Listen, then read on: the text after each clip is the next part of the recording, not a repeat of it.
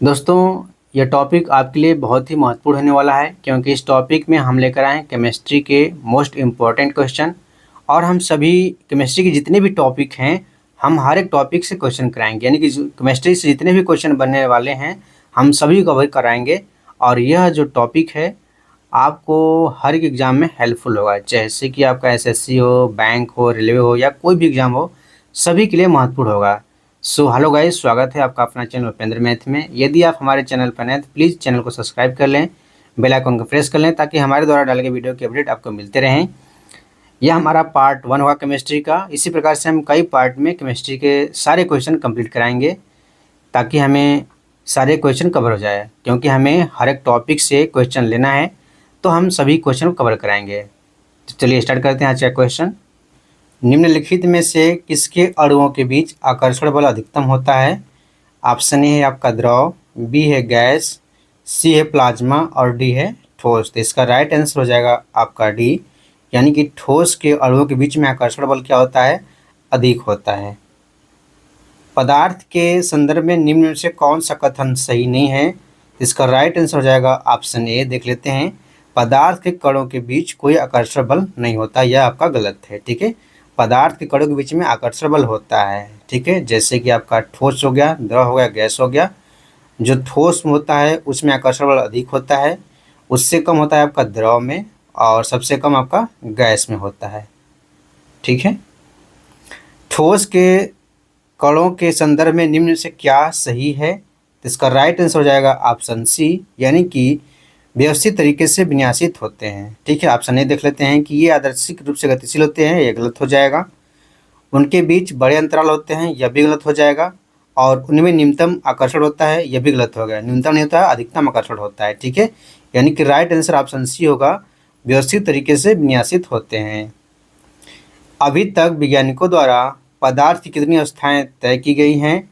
इसका right answer हो जाएगा ऑप्शन बी, 5 होगा। ठीक है, पहला आपका हो गया ठोस, उसके बाद द्रव, फिर गैस, फिर प्लाज्मा, उसके बाद है आपका बोस आइंस्टीन कंडेंसेट है, इसे भी याद रखिएगा।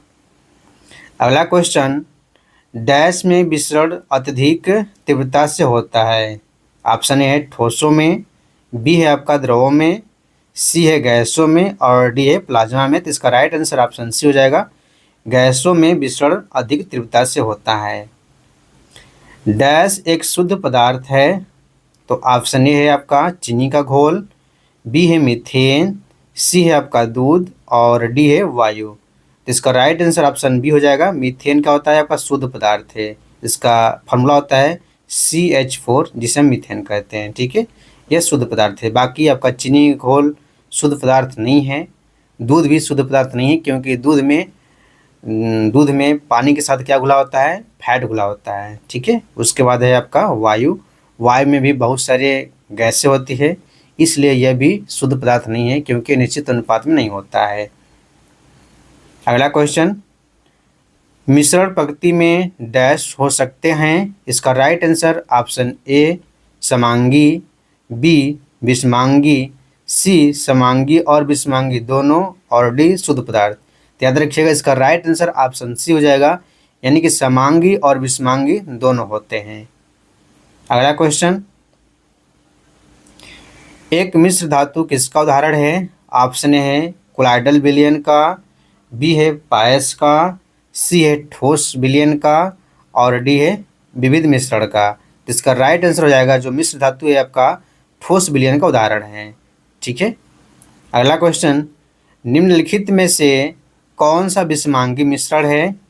ऑप्शन ए है आपका पीतल, आपका बी है पानी में चीनी का घोल और सी है वायु और डी है दूध। तो पूछा क्या है, कौन सा विषमांगी मिश्रण है? तो इसका राइट आंसर हो जाएगा ऑप्शन डी, यानी कि जो दूध है आपका विषमांगी मिश्रण है, क्योंकि दूध में क्या होता है कि पानी के साथ क्या होता है? फैट घुला होता है। ठीक है, उसी प्रकार से आपका पीतल हो गया, आपका समांगी मिश्रण है, और चीनी का घोल भी समांगी मिश्रण है और वायु भी समांगी मिश्रण है।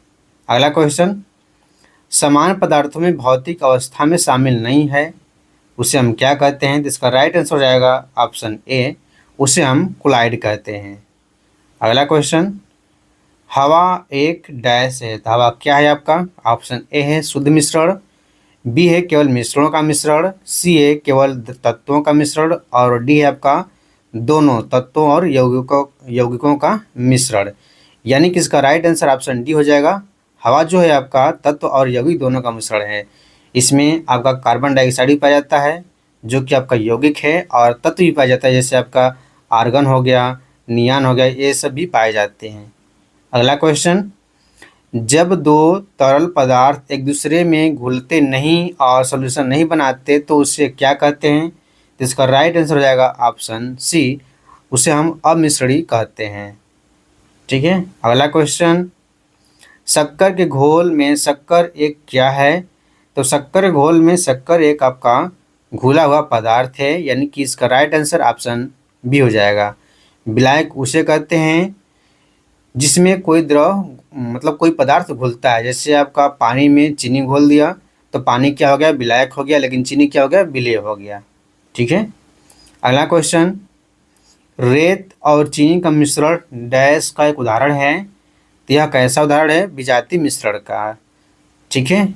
सजातीय मिश्रण क्या होता है? जैसे पानी में आपका नमक का घुलना, पानी में चीनी घुलना, ये सब कैसा है? सजातीय मिश्रण है। निम्नलिखित में से कौन सा भौतिक परिवर्तन नहीं है? तो इसका राइट आंसर ऑप्शन सी, यानी कि पदार्थों का किण्वन जो होता है ये आपका रासायनिक परिवर्तन होता है। रासायनिक परिवर्तन क्या होता है कि एक नया पदार्थ बनता है। ठीक है। और ठोसों का द्रव में पिघलना ये आपका भौतिक परिवर्तन है। गैसों का द्रव में द्रवीकरण यह भी आपका भौतिक परिवर्तन है।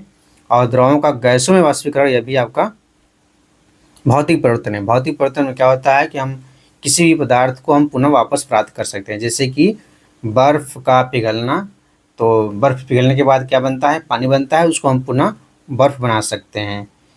ठीक है। अगला क्वेश्चन, इनमें से कौन सा रासायनिक परिवर्तन नहीं है?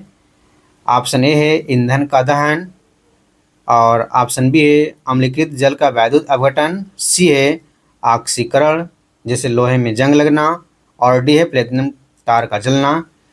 तो ये सब प्लेटिनम तार का जलना आपका रासायनिक परिवर्तन है। ऑक्सीकरण या लोहे में जंग लगना यह भी रासायनिक परिवर्तन है।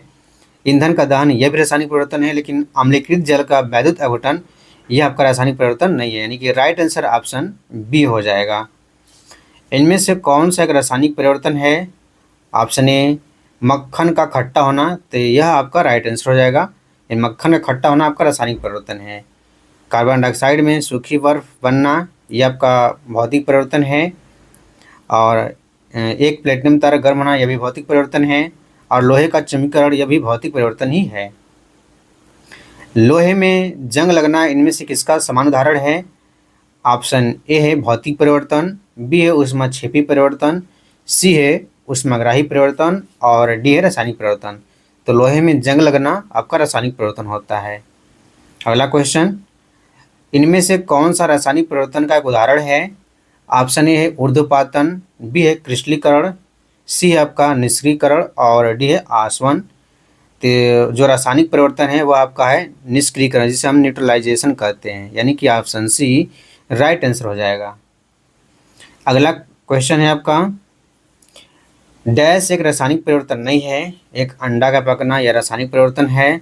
एक आइसक्रीम का पिघलना यह आपका रासायनिक परिवर्तन नहीं है, यानी कि राइट आंसर ऑप्शन बी हो जाएगा। केक का बेक करना यह भी रासायनिक परिवर्तन है। और केला का सड़ना यह भी रासायनिक परिवर्तन है। उस प्रक्रिया का क्या नाम है जिसमें गैस सीधे ठोस अवस्था में परिवर्तित होता है? तो उसे हम डिपोजिशन कहते हैं, यानी कि ऑप्शन बी राइट आंसर हो जाएगा। निम्न में से कौन सा रासायनिक परिवर्तन का उदाहरण नहीं है? ऑप्शन ए है शरीर में भोजन का पाचन, यह रासायनिक परिवर्तन है। ऑप्शन बी है दूध का दही में बनना, यह भी रासायनिक परिवर्तन है। सी है जल का जल वाष्प में परिवर्तन, यह आपका रासायनिक परिवर्तन नहीं है। ठीक है, यानी कि ऑप्शन सी राइट आंसर हो जाएगा। लोहे में जंग लगना रासायनिक परिवर्तन है। निम्नलिखित में से कौन सा विकल्प रासायनिक परिवर्तन है? ऑप्शन ए है दूध का दही परिवर्तन, यह आपका रासायनिक परिवर्तन है। बाकी सब क्या है? आपका भौतिक परिवर्तन है। निम्नलिखित में से कौन सा एक भौतिक परिवर्तन है? तो अंगूर का किण्वन होना ये आपका रासायनिक परिवर्तन है, फल का पकना यह भी रासायनिक परिवर्तन है, दूध से दही जमना यह भी रासायनिक परिवर्तन है, लेकिन बर्फ का पिघलना यह आपका भौतिक परिवर्तन है, यानी कि ऑप्शन सी सही उत्तर हो जाएगा। कौन सा नियम कहता है कि रासायनिक अभिक्रिया में द्रव्यमान को न तो उत्पन्न किया जा सकता है और न ही नष्ट किया जा सकता है? तो वह आपका कौन सा है? उसे हम द्रव्यमान संरक्षण का नियम कहते हैं, यानी कि ऑप्शन डी राइट आंसर हो जाएगा। अगला क्वेश्चन, संतुलित रासायनिक समीकरण डैश के अनुरूप होता है? तो इसका राइट आंसर हो जाएगा ऑप्शन ए द्रव्यमान संरक्षण के नियम पर आधारित होता है। जैसे कि आप देख लीजिए, जैसे कि जल का बनना, यानी कि हाइड्रोजन और ऑक्सीजन मिलकर क्या बनाते हैं? जल बनाते हैं, H2O बनाते हैं। यहाँ पे हाइड्रोजन 2 है और यहाँ पे हाइड्रोजन 1 है, लेकिन यहाँ पे ऑक्सीजन 2 है, तो इसको ऑक्सीजन 2 बनाएंगे तो 2 से आगे मल्टीप्लाई करेंगे तो यहाँ पे हाइड्रोजन आपका 4 हो गया, तो यहाँ पे हम 4 से मल्टीप्लाई करेंगे। तो अब देख लेते हैं, यहाँ पे हाइड्रोजन 4 हुआ तो यहाँ पे भी हाइड्रोजन आपका 4 हुआ, यहाँ पे ऑक्सीजन 2 है तो यहाँ पे भी ऑक्सीजन आपका कितना है? 2 है। इस प्रकार से यह जो समीकरण होता है, जो संतुलित समीकरण होता है, वह आपका द्रव्यमान संरक्षण के नियम पर आधारित होता है। अगला क्वेश्चन, निम्नलिखित वैज्ञानिकों में से किसने स्थिर अनुपात के नियम को प्रतिपादित किया था? तो इसका राइट आंसर हो जाएगा ऑप्शन बी जोसेफ प्राउस्ट ने। अगला क्वेश्चन देख लेते हैं, कैल्शियम ऑक्साइड के द्रव्यमान के अनुसार कैल्शियम और ऑक्सीजन का अनुपात कितना होता है? तो वह आपका होता है 5:2। जैसे कैल्शियम का द्रव्यमान कितना होता है? 40 होता है और आपका ऑक्सीजन का कितना होता है? 16 होता है। तो आप देख लेते हैं, 8 पंजे 40, 8 दूना 16, यानी कि 5:2 हो जाएगा। पानी में हाइड्रोजन तथा ऑक्सीजन डैश के अनुपात में उपस्थित होते हैं, तो इसका राइट आंसर ऑप्शन बी हो जाएगा 1:8 के अनुपात में होते हैं हाइड्रोजन और ऑक्सीजन। देख लेते हैं, जैसे आपका H2O हुआ तो यहाँ पे हाइड्रोजन का जो द्रव्यमान संख्या होगा वह आपका हो जाएगा 2 और ऑक्सीजन का 16 हो जाएगा। जब इसको काटेंगे तो वह आपका हो जाएगा 1:8 हो जाएगा। ठीक है, डाल्टन का सिद्धांत इस पर आधारित था। इसका राइट आंसर हो जाएगा ऑप्शन बी, यानी कि वह रासायनिक संयोग के सिद्धांत पर आधारित था। तो दोस्तों, आज का हमारा क्वेश्चन कंप्लीट हुआ। यदि आपको वीडियो पसंद आया तो प्लीज़ वीडियो को लाइक करके चैनल को सब्सक्राइब जरूर कर लें और अपने दोस्तों को बताएं ताकि वो भी इस वीडियो का लाभ ले सकें। और यदि आपको किसी भी टॉपिक पे वीडियो चाहिए तो प्लीज़ हमें कमेंट करें, हम उस टॉपिक पे आपके लिए अवश्य वीडियो लेकर आएंगे। यह हमारा केमिस्ट्री का पार्ट 1 था। इसी प्रकार से हम कई पार्ट में लेकर आएंगे ताकि हमारा केमिस्ट्री के जितने भी क्वेश्चन हैं सारे कंप्लीट हो जाएं। तो आज के लिए धन्यवाद, मिलते हैं नेक्स्ट वीडियो में।